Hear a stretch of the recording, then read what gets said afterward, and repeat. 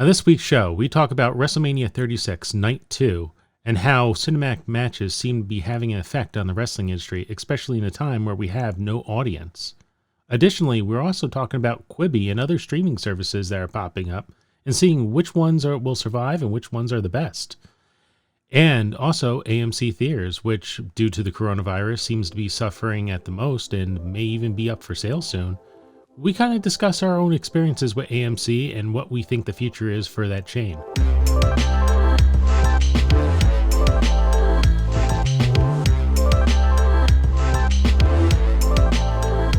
Hello, ladies and gentlemen, and welcome to another episode of the JT and Big O podcast. We are your hosts, Video Geek JT and Ryan Big O'Regan. Hello, my friend. Happy Easter to you. Happy Easter to you as well, though all our viewers are listening to this probably after Easter, so happy belated Easter to all you out there in radio and TV land. They'll still be eating their chocolate well into next week. It's not going to be a big issue. If anyone actually kills all their candy today in Easter, that's how you know they've been locked up for too long. All right? It's like you got to pace yourself. Rationing, people. Rationing. Yeah, who knows if they even got their chocolate. I know a lot of the places that normally sell the Easter candy haven't been able to this year. So there might be a lot of kids going out chocolate bunnies this time around. That is a real shame. I mean, not that I'm the most religious person in the world, but I mean, even I got chocolate sent from my mom. She sent me like a little care package of Godiva. So that's pretty cool. Yeah, you got Godiva chocolate for Easter? Yeah, I mean, there's no basket or anything for it. It was very much just candy. So I was like, okay, well, I'll put some of it away. The bars are gone. I had like 5 of those, and now I'm working on the chocolate truffles. So it's upscale Easter. It's like if Jesus had money, you know. Yeah, I don't think I've ever gotten Godiva chocolates for a holiday before. Not even Valentine's no, it's usually like these things behind me, you know, the Cadbury cream eggs or something like that, or the little like the small little candy chocolate ones that have like that really hard outer shell. Yeah, is that the one with the weird commercials where like they had all the different animals with the bunny ears, and it's like the cream egg. Yeah. That was the Cadbury. I don't know if I ever had that. By the way, before I should mention real quick for those who are listening to the podcast audio and not watching our YouTube channel. By the way, we do have a YouTube channel, JT Big O on YouTube. Ryan has decided to play around a little bit with his Zoom background and now has a fairly festive stuff behind him at the moment. Mostly it's eggs. It's a lot of colored eggs. Lots and lots of eggs. Well, I mean, think of it like this. If we were still doing the things in the quote-unquote studio, would there be any kind of decoration for the day? Oh, hell no. Look, this is the studio. Look what I have. Yeah, so I mean, you could easily put something up on Zoom if you wanted to as well, but I know that you, with the aesthetics and you want to have the JT Big O showing and everything, you're not going to do that. So if anyone's going to be the monkey that gets to play around with the stuff, it's going to be me. I actually, I keep meaning to buy a green layer to like do some green screen effects. I have a green screen. I just don't have the apparatus to put it up. It's the one benefit about being where I am. I have a drop ceiling, so I can actually tie stuff to the ceiling, which would be nice. If you want, you're welcome to it. I don't use it. We'll give it a shot once quarantine is over. Yes. Well, I mean, I can send it to you. Like I got sent the Godiva. I don't know. We'll UPS it. Let someone else worry about catching something. Yeah. Well, yeah. You send stuff back and forth to us, and we catch something from that. All right, let's not go into that topic. Let's go into WrestleMania Night 2. Yes, it's been a full week since the events have transpired to a success, which I think a lot of people were speculative about, but thankfully it did go off with relatively few hitches. And certainly, along with the Boneyard match that we discussed last weekend, the highlight was certainly the Firefly Funhouse match, which was less of a match and more of just deconstruction of John Cena. Yeah, that's basically, it was a retrospective. It was like a 30 on 30 sort of thing. It was great. It was certainly not a wrestling match, and they should not do this often. In fact, I think this should have been the only time they ever did it. But it was the right time to do it, and it was entertaining, and it's I rewound this a few times watching it. Not that I memorized everything, but it was by far the most entertaining thing I think from all of WrestleMania weekend. But you wouldn't want to see more of this because I feel like No, now that we're getting because into this sphere of the kind of entertainment that they can do and probably should do with some of their performers rather than relegating them to whatever they can do within the ring, no, it because seems it's more it's to. not professional wrestling, and that's the But that's thing. the idea. It's World Wrestling Entertainment. It's certainly something that they can explore more so. I'm not saying they have to do it like once every pay-per-view, but I think it's something that they should expand upon since No, they have the tools and utilities to do so. I'm trying not to talk over you on it, but it's just I don't know. I like I said, I find it entertaining, but I don't think it's something that should be done often. I don't want to see wrestling dive further into the Lucha Underground style. There might be a place for it in some places. Maybe WWE is that place. I don't know, but I do like that wrestling is a bit of an art. I think there needs to still be some sort of realism. Even when it is like borderline wacky and out there and you still something that you have to kind of suspend disbelief on. Once you start going to the cinematic stuff and you go into like something like Firefly Funhouse, which very obviously is not real whatsoever and Mhm. very obviously needs some sort of cooperation between both people. I I don't know. It's entertaining, but it's not. I think it's like eating ice cream every day. It's just not something you should consistently have or consistently do. But in that respect, I think it also depends on the flavor of ice cream. Like you said, if it wasn't for the fact that they were utilizing the Fiend Bray Wyatt, if it wasn't for the fact that they were probably using one of the more talented all around performers in John Cena, who is now working on more of an acting background than anything else, it probably wouldn't have turned out the way it did. Same things they even said with the Boneyard match. If it wasn't for the Undertaker, even if it was just Biker Taker, and if it wasn't for someone who has the kind of personality and charisma that AJ Styles has, it probably wouldn't have popped off as well as it did. It all depends on the people that you're utilizing. And mind you, you're saying that hopefully you don't want wrestling to go down this route, and yet we also do know that there is going to be something similar to the broken Matt Hardy stuff happening in AEW. They've gone as far as last week to say that there's going to be the elite deletion, where everything's going to be happening at the Hardy compound. Correct, and that's going to probably be again very similar to what we've seen with other deletion matches. Again, it's like it's entertaining, but it's not really professional wrestling. I I'm not saying I hate it, but I just don't want this to become the norm, and I fear it's slowly becoming the norm.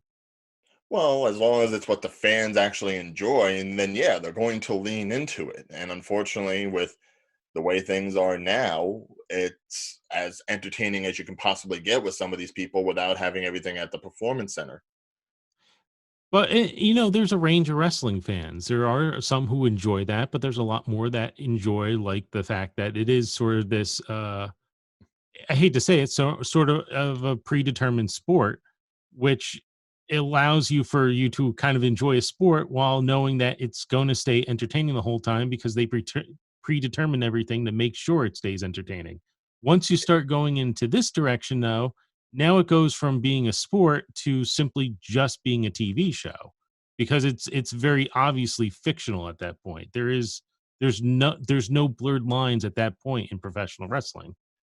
Yeah, but the reverse can be said, like when they've tried to make it too real, it's kind of bitten them in the butt. Look at things like, the original format of NXT or Tough Enough. Those are super reality based elements of wrestling that, for lack of, the majority of it, it hasn't panned out well. It hasn't been enough to keep the fans entertained. Well, at that point, you're kind of doing, and I'm again, it's like we're bordering on two of our other subjects here. I think when you go that opposite direction, that also hurts. You don't want to straight out tell the fans, yeah, this is fake. Speaking of which, Ronda Rousey recently was on I Mm. guess, an episode of Steve O's TV show. I don't know what Yeah, it no, is. Steve-O's got a everyone's Is got a it a podcast? podcast Yeah, now, even everyone's got Steve-O. a podcast. Yeah. But so she was on there and let me see if I can bring up the quote real fast. Oh, it pops up right on my screen, which you can't read because it blurs out on the camera. Yeah, no, all I see is white. So All right. So to just read it real quick, this is what Ronda Rousey quoted on the podcast. Uh, I love the WWE. I had such a great time. I love all the girls in the locker room. Hell yeah, running out there and having fake fights for fun is the best thing. I love choreography. I love acting, love theater, live theater, and some of the last forms of live theater. But I was doing basically part time and I was away from home 200 days out of the year. And when I did get home, I was so sleep deprived because you just don't have the time to lay down. My back is broken. My bottom vertebrae is broken in half. I was taking all these different kinds of bumps. And when I was home, I would be lying on my bed with my legs elevated and a heat pack under my back. I was trying to recover enough to get into the next stint. If I did all the live shows, I was only home a day and a half a week. I was just not worth it to my family because we were eliminating all the expenses and living the lifestyle. We didn't need this. We didn't need the money, so we just like, what the hell am I doing this for? If I'm not being able to spend time with and energy on my family, but instead spending my time, my energy on a bunch of fucking ungrateful fans that don't even appreciate me. I love performing. I love the girls. I love being one there. But at the end of the day, I was just like, F these fans, dude. My family loves me and they appreciate me, and I want my energy to go into them. So that was my decision at the end of the day. It's like, hey, girls, I love what you're doing. I'm going to try to take some momentum and push it to you guys as far as I can. Fly, little birds, fly. I'm going the F home. And that's basically where it's at. I kind of paraphrase a few things on that because I suck reading verbatim. really, I couldn't tell any sense from it. No. And she did have another post right after that, and I'm not going to go into that. She didn't, as of right now, she hasn't removed it from her Instagram. So if you want to go on there, No, I'm sure uh, she probably like leaned into it. And here's the thing: Ronda Rousey has probably been the kind of personality that's made no qualms about the industry as a whole and wanting to get into it, and you know, just wanting to try it out. That's why she only signed up for the year. It right. was an experiment I at mean, best. she had the money. She never really needed to go there. This was just so she could say, "Hey, I did this thing," and WWE took advantage of it while they had her. Yeah. Uh, The female Brock Lesnar comparison is probably more evident now than probably before now, because if she does come back, if this was partial shoot, then it's obviously going to be coming back more heely, and it's probably going to be coming back for a nicer paycheck. Right, but this gets into what I was saying before. I don't want wrestling to go totally fictional, but I don't want it to go to this point where we're talking about like doing the job and fake wrestling, and you can't stand up to these fights. Because when you come back, it's you still know she's going to be doing fake wrestling. She's not going to actually be in there and doing it. Maybe you could make it work if you come out there and you pretend you decided to go into business for yourself or something like that. But I don't know. It's again, it's one of those things. There's a fine line in professional wrestling, and I feel like no one's really been hitting it right in a very long time, except maybe New Japan. But that's just me. I kind of like New Japan style and a little bit of NWA's. Well, I mean, I think with New Japan, it's a whole different culture. It's a whole different mentality because a lot of those people, they eat, breathe, and just, super sweat everything that they're doing in the ring. So for them, it's just who they are. It's not a persona. It's not a gimmick. It's not anything like that. I mean, To a look certain at degree, Jushin Thunder Liger. I mean, that guy is just, regardless of his age, regardless of who's wearing the costume, he is just constant Jushin Thunder Liger. yes, but at this, well, that's again, it's they still take the old school wrestling mentality, and what I mean by that is that they still live their gimmick. Like some of these guys, I don't think they're really like that, but they live it so people portray it as that. They still take wrestling seriously. So they're in the point where they're not saying it's fake, but they're not going totally balls to the walls out there either. I actually, from what I liked, one of the things I love about it, besides the fact of a very big sports aspect and it's like the feel of it outside the wrestling matches, how they interview people after the match. They sit you in the back like they would do to a real athlete and just like interview them and ask real questions. And when the wrestlers are out there, they're not like super in character. They're like someone who was just in an athletic contest, whether they're really upset or really happy with the results. I would like to see more of that in American wrestling. And very obviously right now, they're limited what they could do. I know what you're saying. Like maybe the fictional way is the way to go right now, considering everything. But maybe also, a break for a little bit. Like, shut down. I think they wrestling for all promotions would benefit from shutting down production for a little bit, because when things do open back up and people are ready to watch this all again, they're going to be excited to buy the tickets for the first new shows since everything stopped, and be there and say they saw it. I think right now they might be even hurting their product a little bit by trying to force doing all this stuff with no fans.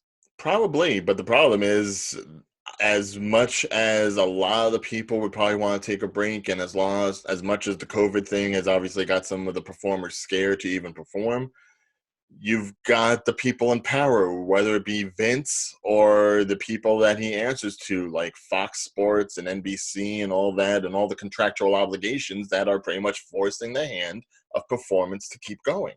Well, what about stuff like NBC or NBA and MLB, who have pretty much canceled their seasons too? They're not showing any programming at this point. They have Right, but similar that's an entire contracts. organization. That's not necessarily like a brand. If it would be one thing, like WWE stopping its programming would be the equivalent of like uh, an entire bracket of the NBA, but it wouldn't be the NBA itself, because the NBA pretty much only answers to the NBA. Okay. WWE unfortunately has the contracts with the people, and they have to have a certain amount of episodes put out every week for the year, and that's what the contract states. And they've already apparently gone beyond what was allowed for taped, because they're only allowed like maybe 3 taped episodes in the year.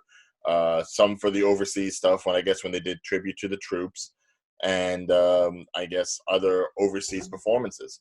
So now that they've used those up, Vince is talking about, we're doing it live again, and I'm like, it's dangerous, but Vince is going to do what Vince is going to do, because Vince needs that money. He already had to close down the XFL just to make sure he had enough liquid assets. And there's a thing, because of coronavirus, it's like the shoe finally dropped. I think a few episodes back, we were talking about like how long can Vince kind of retain this thing where he's paying all these wrestlers all this extravagant amount of money to just sit home and do nothing. But now, like he had to shut down his XFL league, Hmm. and the ratings have been going down on the professional wrestling shows because, again, like they haven't been able to produce the show to a high quality, and no one really wants to watch it at the moment. It's I'm figuring this is where you're gonna probably start seeing a lot of cutbacks also in professional wrestling. Just this past week, they finally released the tag team, the Revival. Say yeah. So they're I've finally been going to wanting to be. do that for so long. I mean, they've been fighting for this since last year's WrestleMania. So it literally took a little over a year to finally get this released. Now, I don't know what their names are going to be or where they're going to go. There's always been the AEW rumors because they've had the ongoing feud with Yeah, but the right Royal. now it's not going to happen anytime soon, because AEW, like WWE, has a lot of its episodes already pre-taped and in the box ready to go. So if the Revival, or whatever they're going to be called, do premiere, it probably won't be until the summer, unless there's a way they can go ahead and have them videotape their own little promos leading up to an eventual premiere. Well, and that's a possibility too. You got to also think Being the Elite is still going. It still gets released every Monday. And for those who don't know what Being the Elite is, it's the YouTube show run by Nick and Matt Jackson, the Young Bucks. So there's a possibility maybe some videos start showing up on that show that might be hinting towards a new tag team coming around. It's But possible. I mean, there's no guarantee that the Revival are going to drive on over and get on video with them. It may no, be no. just Well, like what we're doing. well, most of the stuff Being the Elite is they have those people do their own stuff with video camera, and then they submit it to Nick, and Nick edits it all together. That's Right. actually what they've been doing even before AEW started. Which, if you think about it, they do know how to, like us, they know how to do good content with very little assistance. Yes. Yeah, I don't but know they're what I'm thinner. saying So I anymore. mean, they've got that above us. Bastards. I don't know. But again, I guess, yeah, maybe they'll keep going into this fictional direction with the wrestling stuff, and I don't know how it's going to turn out. I know their Gargantua versus Champa match was also in sort of this fictional style, even though it was more of a real wrestling match, but it was still shot Yeah, in the but that was supposed to be cinematic the match that style. was gonna kick off the weekend if they actually had a takeover. That was supposed to be like the big match. Yeah, and I honestly, I caught the highlights of it, but I didn't really watch it. I think like a few other people have said, we're again, it's the same thing I was trying to say before. Some people don't want to keep seeing cinematic matches. Like there were people who were like, okay, Firefly Funhouse was fun. It was kind of cool to see Undertaker. They didn't want to see this one in the fictional, in the cinematic style. Well, because it was done in the cinematic style, but it was just a regular match. Like if they had gone to a different location, if they had done something that was a little bit more outrageous, rather than it being like a typical Gargano Ciampa match where they try to destroy each other. And then the Candice LeRae thing, that was Yeah, just. just it's stupid. You're gonna, I don't I mean, know. it was better executed in the match between Otis and Dolph. All right, that It says also something. proves, why doesn't every wrestler just consistently wear a cup? In 20 years of watching wrestling, I've only seen 3 wrestlers utilize wearing a cup to protect themselves. And almost every one of them is opened up to getting punched in the crotch. So I don't know why. I think the science of it is that obviously, considering some of the moves and some of the chafing, even if you had a cup on, it would probably be very irritating after a while. Plus, the cup would probably only protect from frontal attacks. So if somebody went ahead and like actually got you from the underbelly or from behind, like Candice LeRae did to Ciampa, it probably wouldn't be as effective. Not that I've gone into any science about it. Coming up on the JT and Big O's podcast, the science of the crotch kick. Yes, with quote unquote Dr. O. Yes.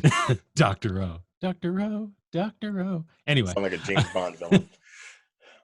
So, and I don't know. It's, again, it's like I said, I expect more of it. I'm not going to be a big fan of it.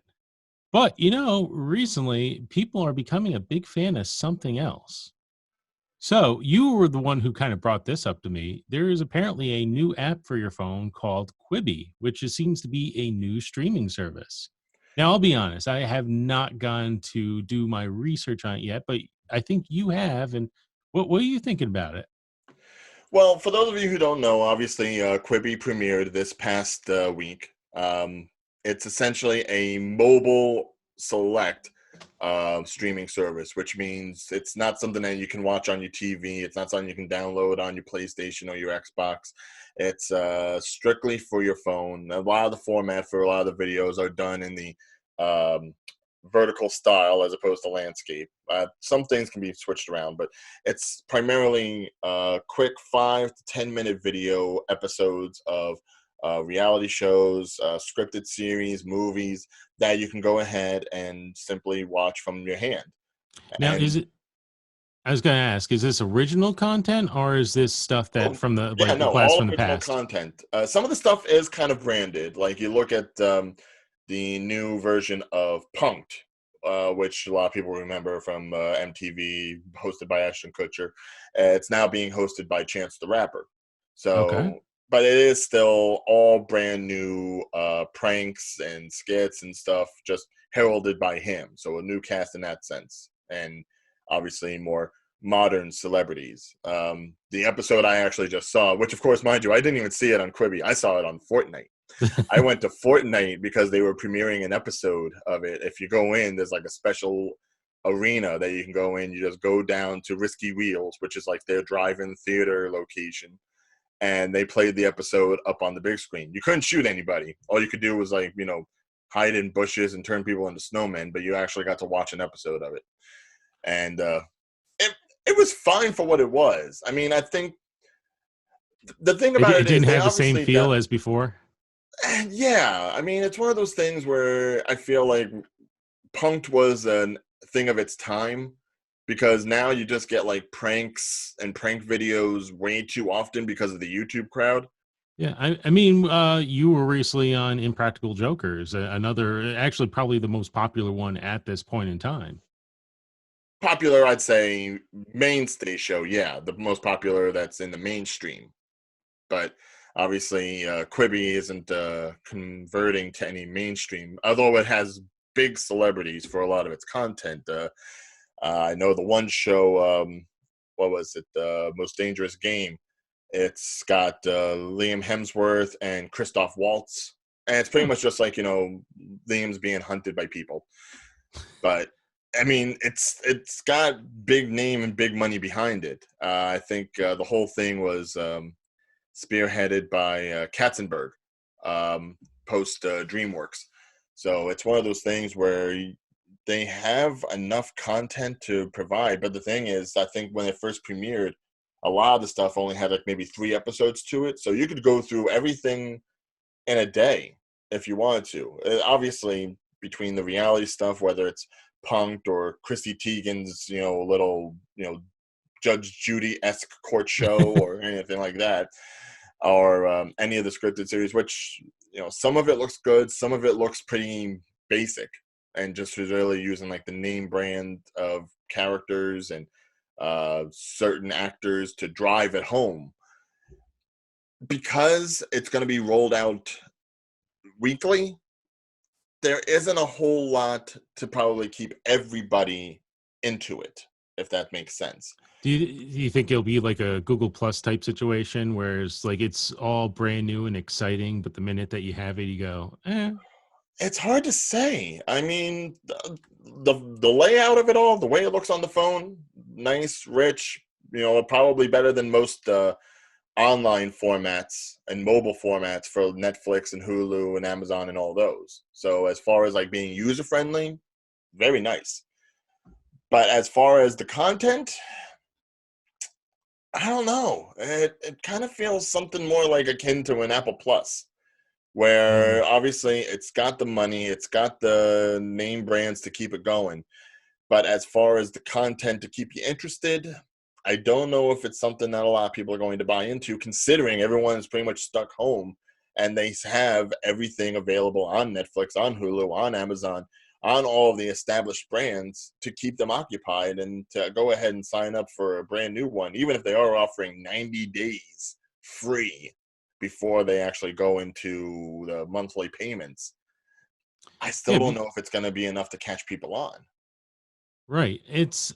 I think at this point in time, like, I think it's a lot harder now to break into the streaming service market, because Netflix is so dominant in it. The only time I ever felt there was a threat to anyone cutting into the share was Disney Plus, and even now I feel like Disney Plus hasn't really yet made that much of a market share. Well, Uh, Disney Plus has done well, but it hasn't diminished what they've needed to do to downplay Netflix or Hulu or anyone else. I mean, obviously, Disney also owns Hulu, but the only big addition they've done to Hulu so far is they added all the FX material. right. And as far as Disney Plus itself, they've rested their laurels on their back catalog of material. But once you go through all the backlog, the amount of new stuff that's being piled in, it's not coming as quickly as you would get with a Netflix brand. Yeah, so it's like I said, it's like, and if they couldn't do it, I don't know really who could. The only other competition I see at this point is maybe Time Warner with their HBO Max or their Mhm. HBO Go. I don't know. That's the other confusing thing. HBO has like 3 different versions of their service. Well, It's I know like, the HBO Go is primarily HBO content, which of course they've allowed like free content during the quarantine and the pandemic now too. So even HBO content is easier to get a hold of considering how much of a backlog they have. And yes, once HBO Max comes out and they start up the contracts that they've acquired for all the other brands like South Park, like Rick and Morty, like Crunchyroll, like all the Warner Brothers material that they have to work with, all the DC stuff that'll probably be piled over into it. Yeah, speaking of That's going to the be a month. That will probably rival Netflix more so than even Disney Plus could. like but speaking of DC stuff, like I again another episode we were speaking about that maybe DC Universe, which is not doing great. It's not bad, but it's not great. Kind of hoping that maybe they start moving all the content over to like say HBO Max. But specifically, I'm a little annoyed recently because last You week, annoyed? No. yeah, I canceled my DC Universe subscription recently because Harley Quinn was over and there was nothing else I wanted to watch on there. Mm-hmm. And then I found out that last week it actually debuted a new season. Oh yeah, no, they rolled it out quick. Oh, I guess like, oh wait, Harley Quinn ended. No, everyone's canceling subscriptions. Quick, season 2. Like I'm so shocked that like usually a show like that takes another like year to 2 years to come out. I was not expecting them to have it rolled out within like what was it, like a 1 to 2 month gap since the finale happened? I'd say it was about what 2 weeks after the season finale that they expressed when the date was going to be for the next season, and yeah, it was going to be like a month after. I didn't even hear So about that. Like I don't know why. Like I keep my ear to the ground when well, as we're gonna see in another subject, maybe not. But I mean, it's not surprising because a lot of animated shows go ahead and do that, where it's like they'll just roll into the next season and with probably a little fanfare or notoriety to it because it's just they produce that many episodes and it's up to them as to when they want to release it. And if the iron's hot, you do it whenever you can. I and the iron's definitely hot on this show. I this was my Friday night for a while, and I really enjoyed it. And last night I got to actually catch up on the 2 episodes that are currently out as of this recording. I even like the fact that they gave a new origin story to Batgirl. So Batgirl didn't exist in this universe, and they actually showed her origin for episode 2 of the most recent episode. I'm not going to go into it, but like again, it's like right now DC Universe is $6.99 a month, maybe $5.99 a month. Yeah, It didn't might, they get like a big name to voice Batgirl? I remember them saying that there was casting news about it, but she I forget who sounded they got to familiar, voice her. she sounded familiar, but I didn't actually find out who she actually was. For a quick second, I thought it was the same person who was voice acting Harley Quinn. And man, I am bad with names. I know who Harley Quinn's voice actress is because she was from The Big Bang Theory. Kaylee Cuoco. Callie Kudrow. Yeah. Uh, I'm looking at the list right now. I am not seeing her, and I'm don't want to bring the show to a halt to try to find her voice. Do. Where is Batgirl? Oh, there she is.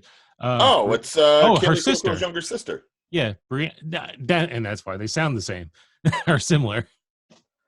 Oh, that's so cute. Oh, and it's Uh, got Jim Rash as the Riddler. I didn't even know it was Jim Rash all this time. yeah, That makes a lot of sense. they got some decent names to be in this show. I like I said, it's a Oh great yeah, well, show. it's got my boy Ron Funches, so that's all I care about. uh, and this season it looks like they are taking a different direction. They're kind of doing the No Man's Land storyline.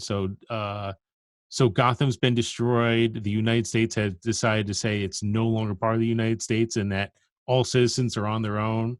And I won't go into more than that, but it's watch it. That's all I'm going to say. It's a great show. Watch it. If you can watch it, watch it. Yes. Yes. $5.99 a month. Or is LimeWire still around?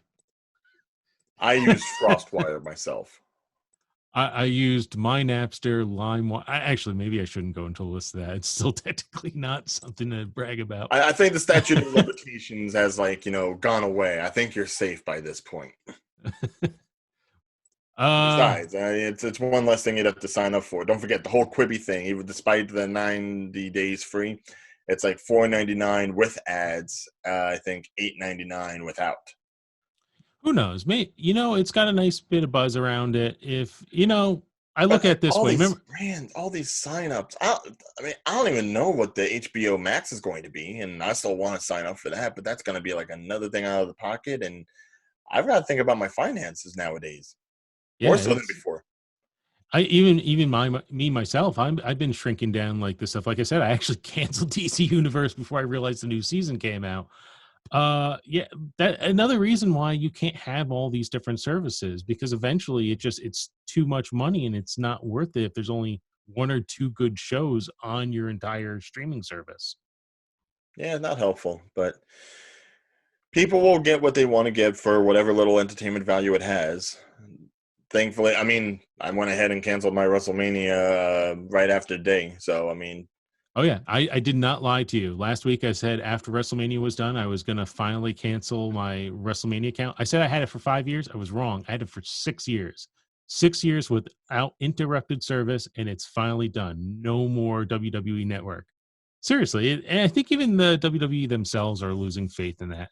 So again, streaming networks maybe not the best business model for you guys right now. well, not starting up a streaming network, Yes, possibly adding yourself into an established one like WWE has done with Netflix. That's yes, better yeah. because not only do they have the Big Show, but there's also that The movie, greatest name ever. The Main Event, with like the kid who gets like the super strength or whatever. Yes, and I've actually seen trailers for it, and I'm not going to watch it because I'm a 34-year-old man and not a 7-year-old child. But if I was a If you 7-year, get bored enough, you will watch it. Come on. that definitely would have been a movie I would have watched when I was like between the ages of 7 and 12. Just seeing the That talent on the poster. Keith Lee! They got Keith Lee in a movie. Come on! did you see the trailer with Keith Lee and all the moves they had him do? Regardless, it's still Keith Lee.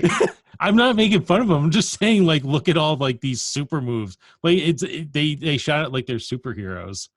But it's great. I think again, I have not seen it, but I think if you have kids, show your kids. I'm pretty confident they're gonna love it.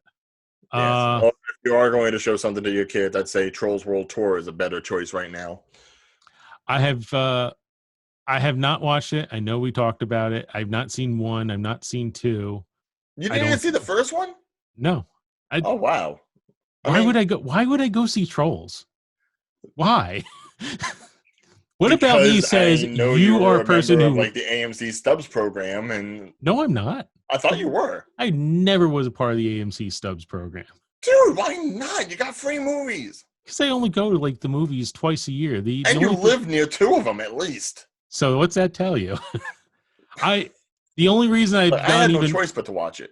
I Oh mean, yeah, that was when I was working in the theater. You know how many times I would go into the theater and I would have the songs play? You know how long it took me to get the songs out of my head? so listen, even you didn't want to watch it. You were forced to. You were tortured into watching that. So Yes, why and do I now have I to go enjoy watch it it? immensely because I have become a zombie to the beat. All right? Uh, A slave to the rhythm, as it were. slave to the. I I don't know if you have anything to add on the Trolls, but talking about AMC, where that's near us all. Uh, so remember when you brought up the fact that Universal is probably ticked off all these movie theaters and how they'll probably be screwed once things normalize? Yes. So let me ask you this: Comcast, who has a ton of money, who have always do all these acquisitions, if they feel there's any danger to the movie market, apparently AMC might not survive this quarantine period and might go up for sale. What happens if Comcast decides, let's buy AMC? Hmm.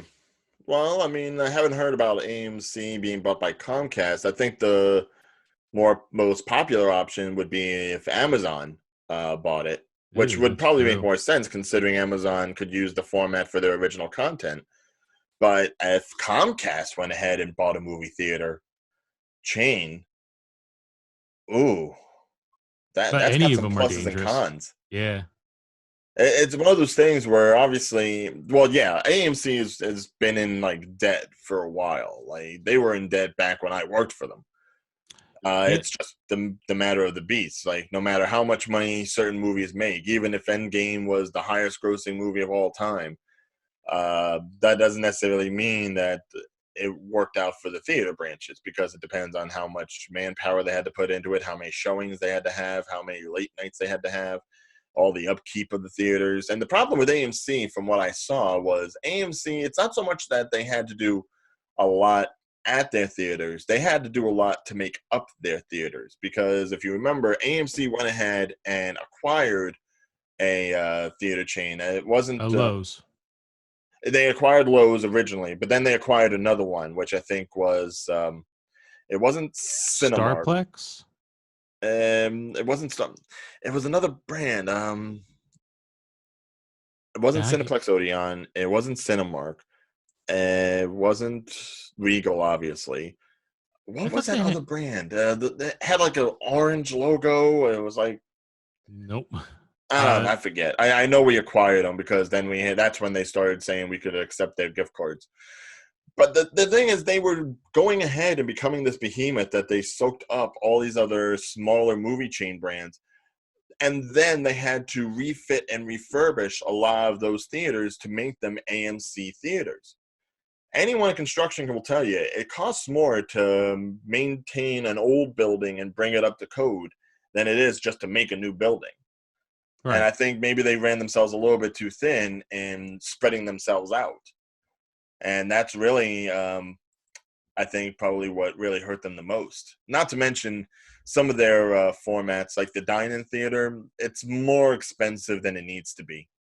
And there were so many people that would go there and they would just go ahead for the movie and probably get a soda at most. And that irked me. As a server, it irked me, because obviously I knew I wasn't getting tipped on those bitches. But I I tip could those people. understand. If I went there and I only ordered a beer, I would tip the waiter. Um, I I don't know. I don't want to trash talk AMC, especially your former employee, and I don't think you have any real ill will towards them, other than what you're saying right now. Trash them all you want. I don't give a damn. I mean, I I feel bad for anybody that I know that still worked for them, because obviously this has hurt them in regards to employment. But outside of that, knowing some of the people that have run the places, fuck it. I remember with I besides you, actually, the dining theater that's not too far away from my location. I had a few friends who actually worked there, and at one point, I asked one of them, like, "What's the best thing to order on the menu?" And they said, "None of the things are good to order on the menu. Don't eat anything there. Maybe order a Oh God, snack." yeah, no, it's like Cheesecake Factory, man. It's like it's not even Cheesecake Factory, because at least Cheesecake Factory, I think, regardless of their calorie content, they give you what you order. You know, it's like it's a mass of food. You're definitely taking some home with you. You get what you pay for.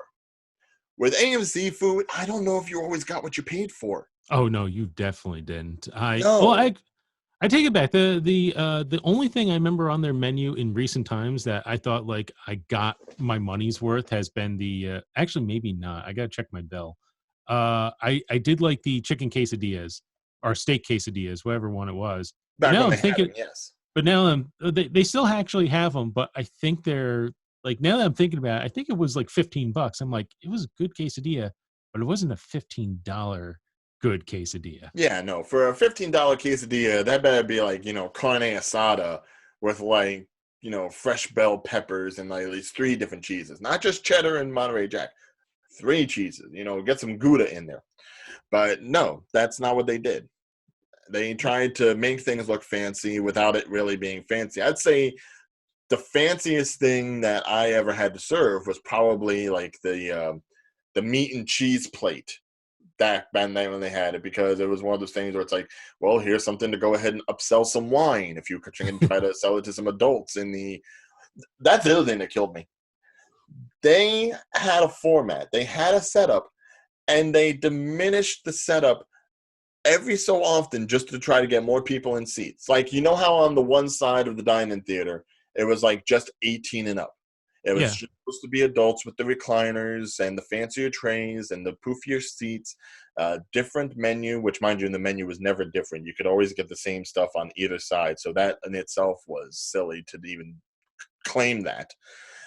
But there was no kids. There was supposed to be no kids. There was supposed to be no issues. It was supposed to be nice for adults to indulge. Mm-hmm. Then they got rid of the 18 and up ban. And so you have all of these theaters, regardless of whether it's an R-rated movie or not, having these kids in there causing a scene. And that just brought in a whole different element of clientele where it's like they don't care if it's an upscale experience. They just want to go ahead and have their liquor and have their food and be obnoxious in some cases. And then blame us, the servers, for coming in and trying to get the checks done and taken care of so this way they can enjoy the rest of the movie rather than us harping on them about pay us so we can leave you alone. Yeah. I don't know. You know more of the behind the scenes there. I only know as a customer. That could be a whole damn episode. We could bring in former employees into the chat, have them as guests. It would just be a whole banter of like an hour and a half of what was wrong. That is an idea. I would be up for that. Like, obviously you work there. If AMC actually goes out of business, because if it doesn't, then it's like eating crow. But if it is as bad as it is, and it gets to that point, we are doing that. Well, you can get former guys now. I can get a hold of Charlie. I'm sure Charlie would be up for that. Oh, I could get a load of like, at least 3 other female servers, and they will bitch. I hate to say it. I was probably one of the worst bitches in the theater because I was always vocal enough to complain about it, and doesn't mean anything got done. But I was also like one of the older people. Like, imagine everyone being like in their like late teens, early 20s, and then you got like 30-something-year-old me as a server, and I got the nickname Papa Rye like way too often. Papa Rye, he was being mean to me. Okay, it doesn't sound as good when you say it because now it sounds weird. I shout out to Kayla for even starting that. I do remember you actually even took my order at one point. It was just like what movie did you go see that time? Back to the Future Part 3. I'm a gigantic Back to the Future fan, and the chance to see any of those movies in theaters, it just like I had to do it. Actually, it was Back to the Future Part 2. I actually skipped 3 because I was like, I saw it in theaters for my second birthday, so I didn't need to claim anything there. Right, but that was back in 2015 because obviously it took place 2015. That was when I was just starting. I had just started that summer, leading into the winter and the fall there. So you got me when I was good. When you were still nice to people. Yes, before I became, sarcastic and condescending, and I gave up on life. If you want to give up on life, just remember you too can apply for AMC Theaters. I actually did do that once, not a dine-in. I tried for the one of the old school official ones. It didn't happen. No, and I doubt if I tried to go to any of the regular theaters, even to work the front, like as a ticket taker or something. They probably got my record. They probably saw my note that I sent in emails to everybody before I left. Oh, you burned bridges. I didn't think you burned bridges. I will go Seth Rollins on the mother. I will burn it down. I don't care. If I know for sure in my heart of hearts that I will not transfer over into that realm ever again, then yeah, I'm gonna let it fly because what do I have to lose? Oh, I mean, even now with times getting tough, it's not like I can go to the theaters and be like, "Hey, you got any openings?" So what do I care? I'm an onward and upward kind of person. I don't think I've ever backtracked on a job except when I was in college, and then during my summer breaks and everything, I went back to the old bakery, Pino's Bakery over in Roselle, when I needed some summer work because they loved me there and I loved them.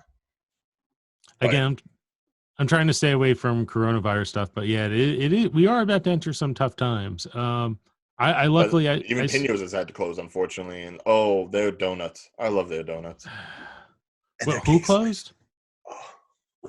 Yeah, I am getting shocked, but I'm again not going to talk about Corona though. I will say I'm talking about food. I don't know about Corona. I'm talking about the cake. Well, I mean, I've look at the eggs. I've been stuck in my house for 4 months, and the furthest I've really gone is I walk down the main street and I walk past a few storefronts, and I'm shocked at how many restaurants and stuff are actually still open. It's like, shouldn't you guys be closed right now? But Hey, no, takeout is takeout. I and not mean, only the open, they have long lines going out the doors. It's like people are starting to give up on quarantine, I think.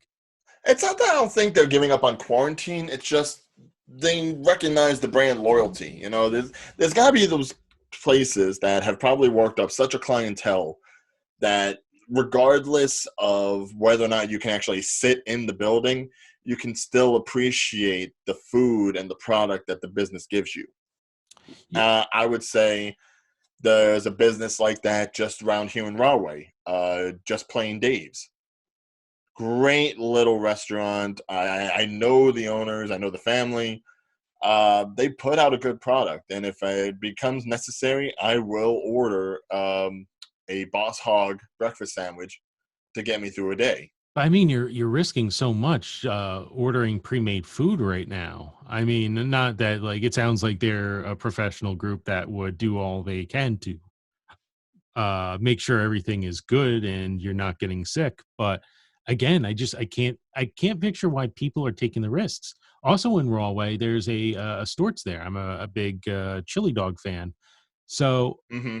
so apparently someone told me they drove past that store as well, and that was packed.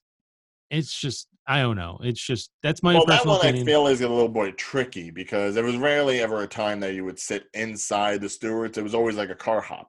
It's like a But e Sonic. but still, it's like I'm just like maybe it's me, maybe I'm a more paranoid person, but I can't see anyone going out and buying pre-made food right now from a restaurant, and Yeah, it but you just can kind only of cook so bothers me that much too, and sometimes you need to take a break. Not to mention, if it helps these poor people that are still employed and are trying to make their money when other places can't, it's kind of like paying it forward.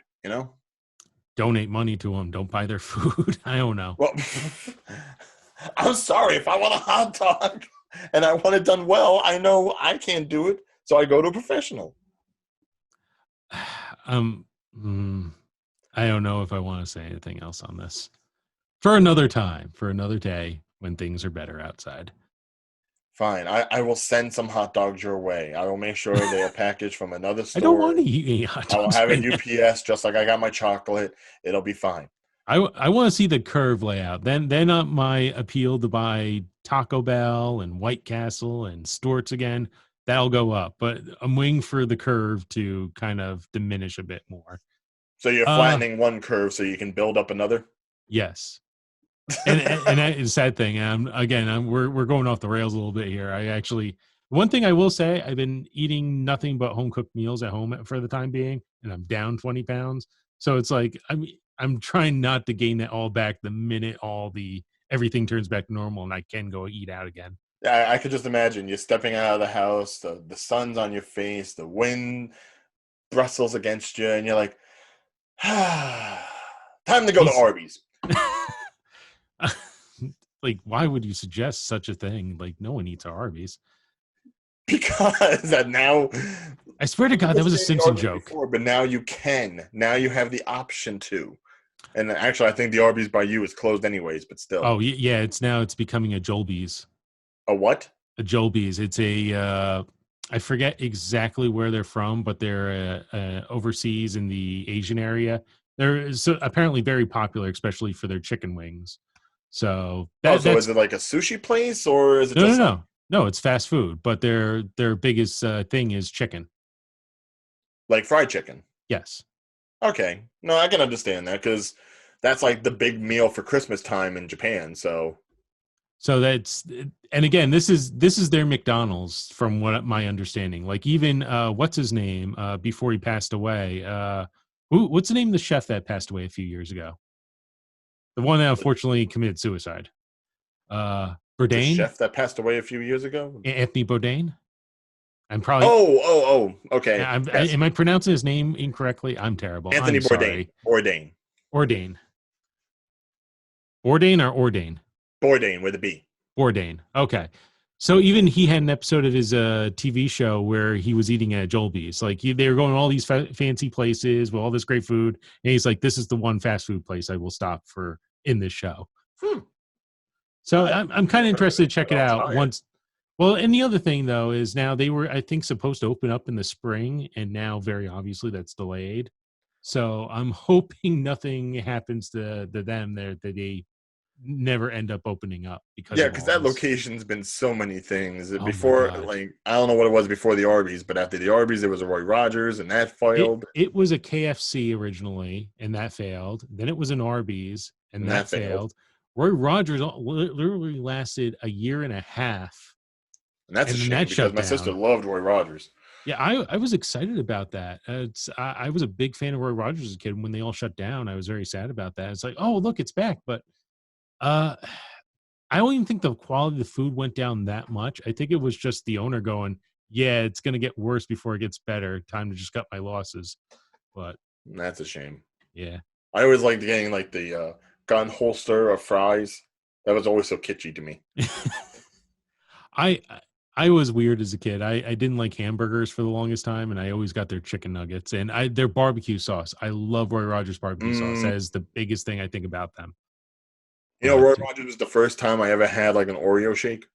an Oreo shake? I didn't even Yeah. know they served our Oreo shakes. Oh yeah, no, it was the first place, the first time I ever tried it. I was like, "Mom, what is that?" It's like, "Well, I guess they put bits of Oreo in it." It's like, "Does that work?" Like, I was concerned like it wasn't going to go through the straw. Oh, uh how naive I was as a young lad. wow, how did we get to Roy Rogers? We were talking about Because it's movies. Easter and I know dinner's happening soon and I'm hungry. uh I I guess purposely didn't have breakfast because I knew I was getting meal today. So I was like, let me save up. I guess we should start getting towards the end then. All right, so I'm looking at our list of topics. What should we talk about? The person who probably ruined his career, or all the movie pushbacks? I guess the more Uh, interesting one is the guy who may have ruined his movie career. well, actually, the movie pushbacks kind of leads into the other one because obviously, with all the pushbacks that we've seen in the movies going on right now, one of the most effective is the MCU. Mm-hmm. And just this past week, the MCU, Disney itself has designated all the new dates for their Phase 4. And apparently, everything is being pushed back to the other movie's date. It's like a domino effect, kind of Not a bad starting idea. with Black Widow being the November premiere now, taking the space of the Eternals. And as such, the Eternals, I think, is coming out now in February, which I think was going to be what it was for Shang-Chi. And now Shang-Chi is going to be a main movie, which I think plays in well for Shang-Chi because main movies has always been like that star of the summer sort of thing. So if they promote it right, it could be a nice little action movie kickoff, kind of like They John they Wick have 3 was. they really, I think, have to promote it right because it doesn't have any name recognition like other Marvel movies. I don't think it will fare as well unless it.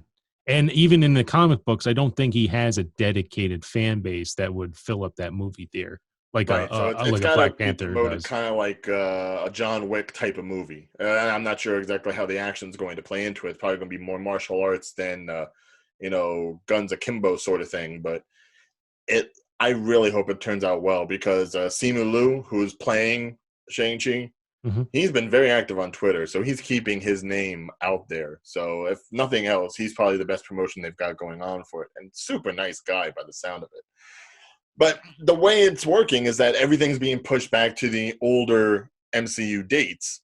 Um, one of them actually being Captain Marvel 2, which was going to be now head to head with the official premiere date for the Flash movie that Warner Brothers was putting out. So you were going to have Flash versus Captain Marvel, which I personally would have liked to have seen which one came out on top.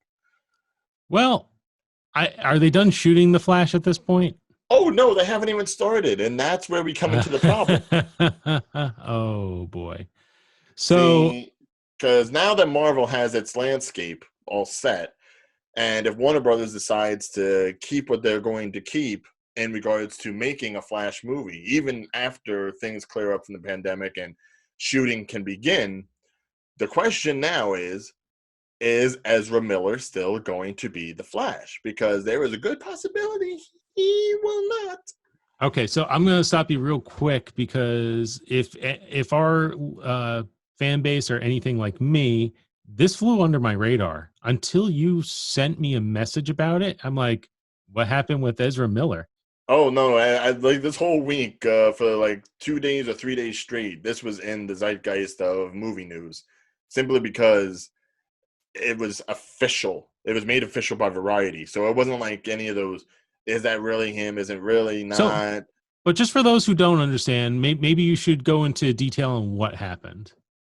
All right. So this past week, a video was leaked, which apparently took place around April 1st or 2nd, and it shows Ezra Miller. I think, oh, what country was he in? It was like England or Germany or one of those ones in I Europe. think like Norway or something. Right, and he was out at a bar, which already is kind of like a red flag because everyone's supposed to be in quarantine. So what are you doing at a bar, regardless of what country you're in?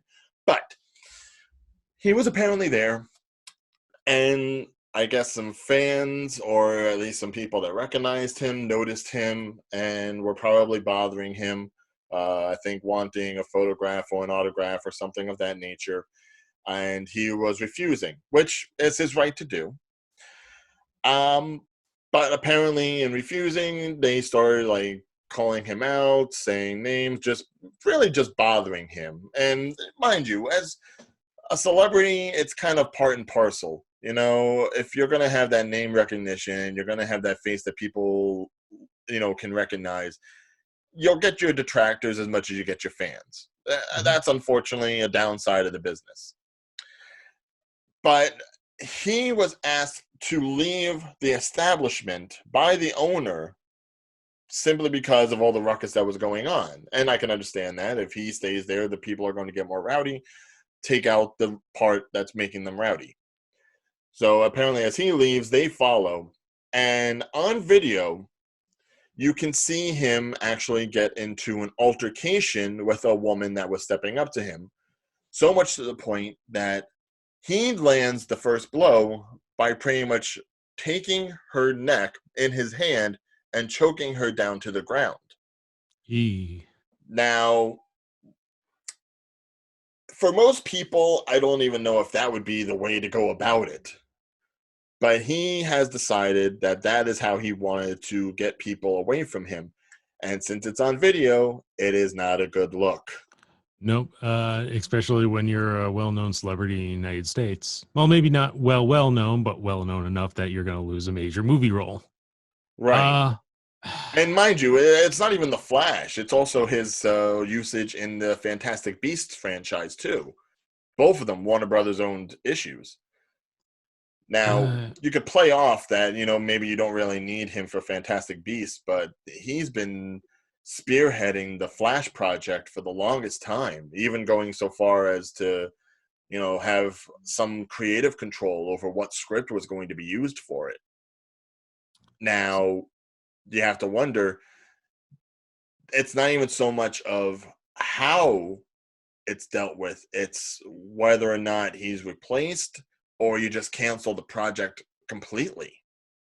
and it could go either way because the DC cinematic universe hasn't been doing that well. I think DC might be at this point happy enough just to try to reboot Batman and keep Wonder Woman See, I don't know if I would want to and say it's not doing Aquaman. well. I'd say it's on the upturn, Well, but it's on the remember what they did with Green Lantern. Green Lantern's still one of their biggest characters, and after the 2009 movie didn't work out, they put it back on the shelf. So they might just take Flash and put him back on the shelf as well.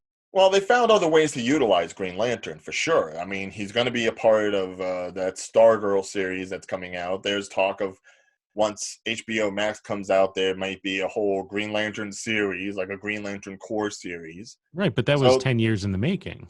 yeah, there's other ways to go about it. The thing with the Flash is that you already have a pretty damn good Flash on television in the form of Grant Gustin. Hmm. So the necessity for a Flash movie isn't necessarily there. Not to mention, as far as movies go, you've already got some big heavy hitters that you can build franchises off of, whether it be Wonder Woman, whether it be Aquaman, or going down the villains route with Harley Quinn. I mean, they already have another Suicide Squad movie coming out at some point within the next year. Those movies though are hit and miss. I have a sinking suspicion it might not do as well as the last one did. Then again, James Gunn did do it, so maybe it might be better. But I have my I have my doubts. But It's one anyway, of those things where you gotta wait until to see the first trailer, I think. Yeah. but you know what? Why not just cast the TV Flash? They don't look too far apart. He is already well known.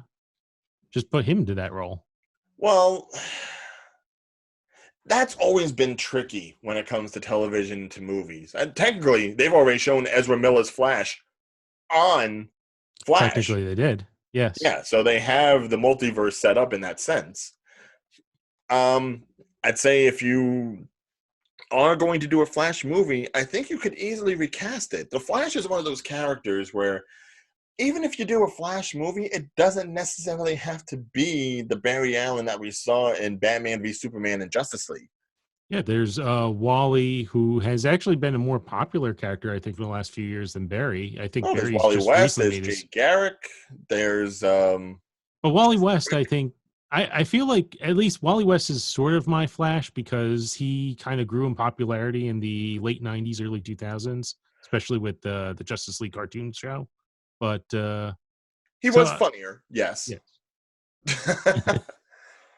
But that's what I'm saying. Like, there are so many avenues that you can go with the character that if you wanted to do a movie, you could easily make a Flash movie and not have any continuity with any of the other projects that we've seen so far.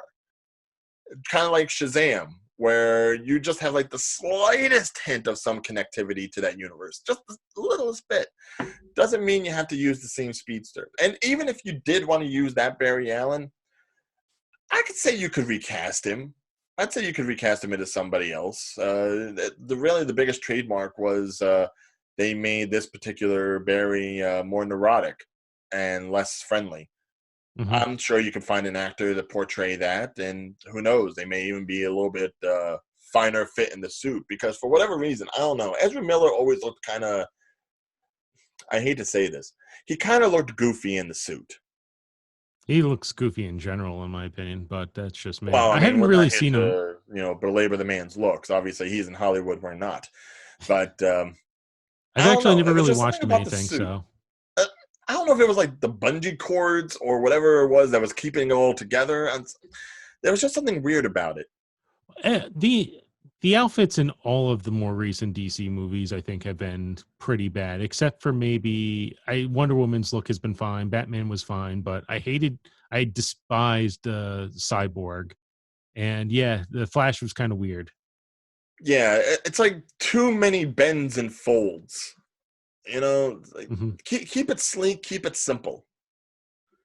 Also, for those watching the YouTube and wondering like why the camera is on me instead of Ryan at the time, I go to agree with Ryan on something, and suddenly the camera jumps back to me. It's like That's fine. That's fine. But yeah, I mean, if I had to choose, I would say keep the Flash movie going. I would recast the character with a different actor. Um, I almost want to say get one of the guys that played Quicksilver to play the Flash. Preferably, I guess the one that got killed in Age of Ultron, because the obviously one he who needs played work. Kick-Ass. I can't think of his actor's name either right now. Aaron something. Funniest thing to me was always the fact that both of them starred in Kick-Ass before they ended up going over to play Quicksilver in the Marvel universe and X-Men universe. Oh yes, no, the memes are great about that. Aaron Taylor Johnson. Aaron Taylor Johnson. Yes, that What's he? I don't even know if he's been up to anything recently. Probably has. I just haven't seen it. the most recent thing that he has done. Um, he was a part of Outlaw King in on Netflix. No idea what that Chances is. are you might not have seen it. Um, A Million Little Pieces, I guess, is a movie based upon the book that had come out, but that was like 2018. So nothing recent. Um, so yeah, he could do it. He has the time. I would probably want to see him, I'd say more so than Evan Peters, just because I want to see Evan Peters in the MCU. You want to see him in the MCU? Yeah, I think it would be really weird and trippy if, as they're bringing in the X-Men, they bring in Evan Peters Quicksilver, and that just fucks with Wanda's head. Well, you know what? That's what I want them to do. I kind of want them to do as there's the whole thing going on with oh man, that point when you're in the middle of a speech and you can't think of what you're about to say. With Doctor Strange and the fact that he's going to be doing a whole bunch of The multiverse multiverse of stuff, and madness. yeah, Yes. so I really want to see some sort of multiverse merger, and it just brings in the entire X-Men universe. Like I want to see Quicksilver come in. I want that to be like the debut of Deadpool into the universe. Like that'd be the easiest way to get the X-Men universe in there, at least the characters you want to keep. It's a possibility. I mean, there's already talk of just Captain Britain and Ghost Rider being introduced in that movie alone. Well, you just froze. About it, because then it becomes like a Sam Wait, Raimi you froze. You Spider-Man froze. You froze. movie. I froze? So yeah, You froze? you froze. I froze? You froze. Yeah, you froze. You froze too. Well, I think it was your internet connection. Anyways, the point I was saying is... Wait. We got to have a good cutoff point so I can edit this thing. You were speaking, and then like most of your stuff got cut off. And I knew where you were, and you kept saying you froze, and now I freaking forgot where we were. You know what? I'm not cutting it out. No, I'm saving my editing. Continue. I'm done. I try to cut it. I try to be the good editor. This is why GT does the technical aspects, and I'm just... Yes. You're in front of the camera. I'm behind the camera. But yeah, I don't know if you had heard, but they're bringing in Captain Britain and Ghost Rider, possibly into Multiverse of Madness. So I mean, which to I don't add think any is a more good idea. characters, I don't know if that would make much sense, because then it gets too overloaded. Ghost Rider was already introduced into the Marvel Cinematic Universe, though. So is it going to be A Ghost Rider was introduced into the Marvel Cinematic Universe. Right. It wasn't Johnny Blaze. It was the newest incarnation of him, which I can't think of his name. Right, the Hispanic one with the car. Yes. No, we're talking Johnny Blaze. So they're going to bring Johnny Blaze in. Yes, and there's rumors that it's going to be Keanu Reeves. I think that's just a fan theory. I don't think that's actually what's going to happen. Apparently, Keanu has had many talks with the MCU brass and just trying to find the right proper role to put him in. And I wouldn't be against him being all leather-clad and flame-headed. Yeah, I don't know. I mean, it would actually be kind of funny, because Disney already cast him as like a motorcycle stuntman, even if it wasn't Toy Story 4. So to keep going down the route, it's just put Keanu on a motorcycle. That's all we care about. I mean, he has a personality that would probably mesh well with that character, and I don't know. We'll see. Oh, I could just imagine his voice and talking about the penance stare. It's like, you've done a lot of bad things to my dog. What?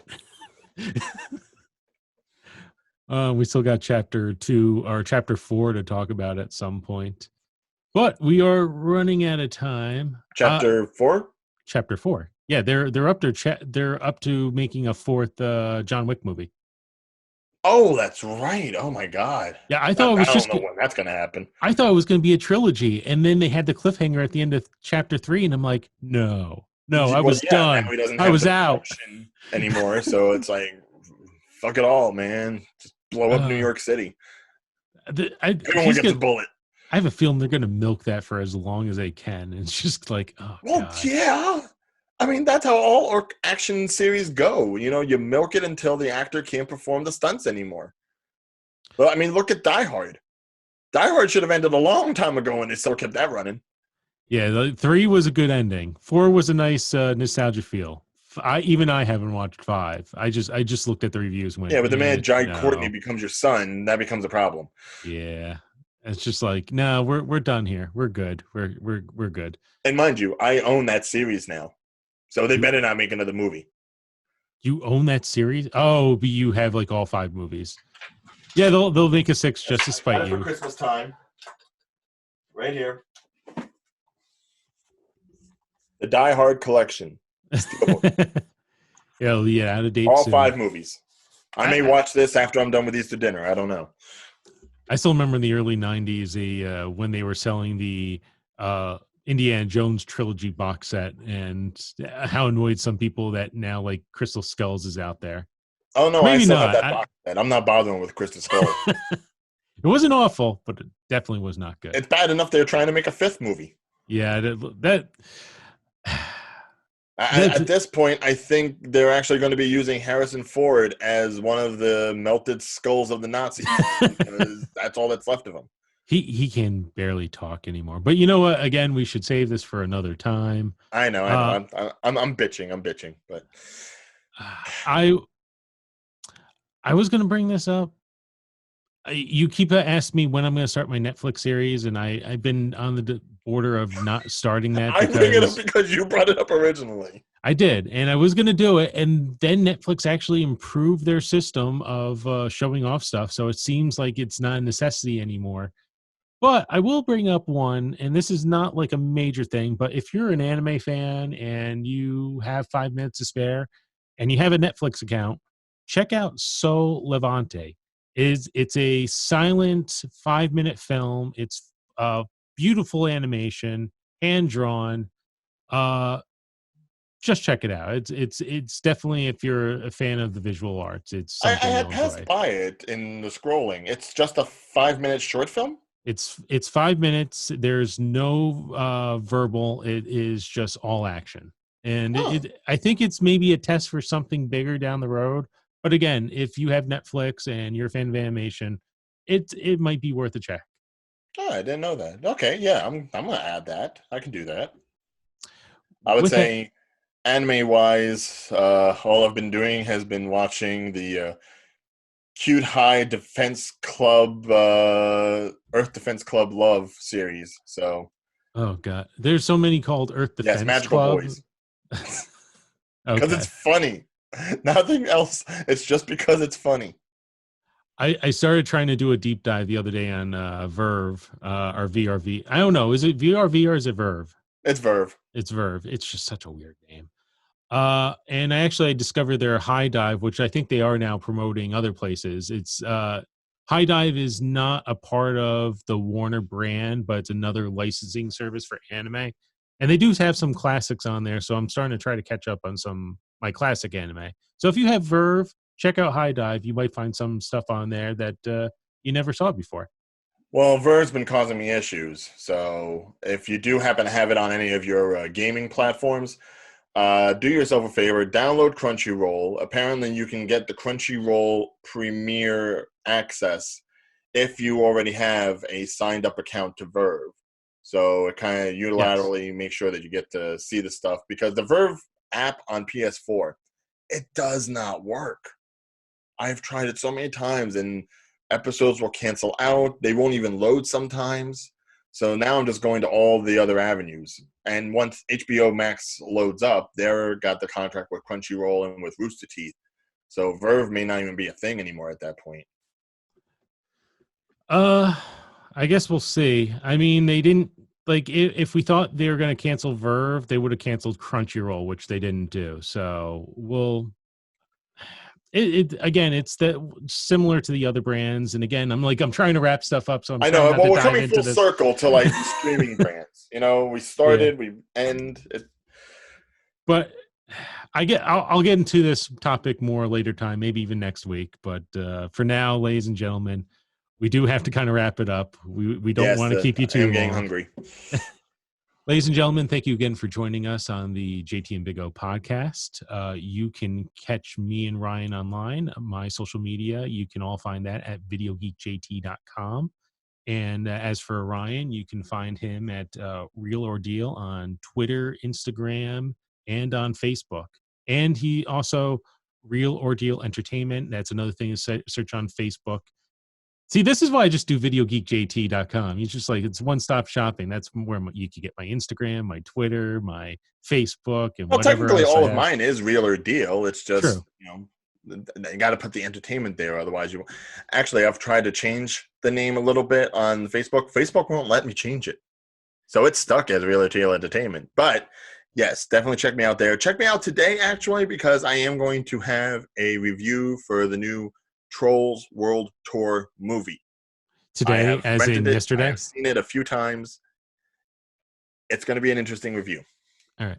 And since it's going to show up a day later from where we're taping, he means check out yesterday, Sunday, 4/12. Look, they'll be able to rent it regardless. All right, it's not going anywhere. I'm not saying rent out You're the right. It theaters isn't if going you can't. anywhere because it's trolls. Yes. With that, ladies Trolls and on the gentlemen, internet? Never. never, never, ever. Thank you again, ladies and gentlemen. We will see you again next week. Until then, I bid you all adieu. Bye-bye. Try not to eat all your candy at once. I make no promises.